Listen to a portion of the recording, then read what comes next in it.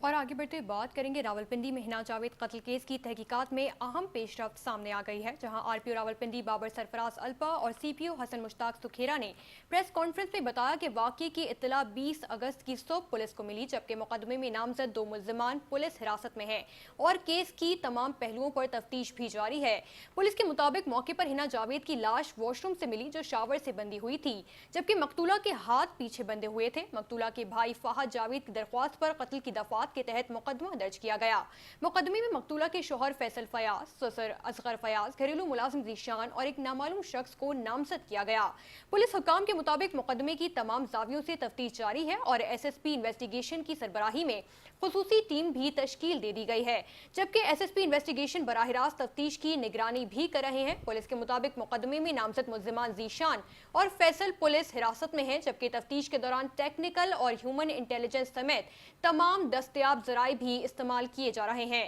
جبکہ زیر حراست ملزمان سے میرٹ پر تفتیش بھی یقینی بنائی جا رہی ہے۔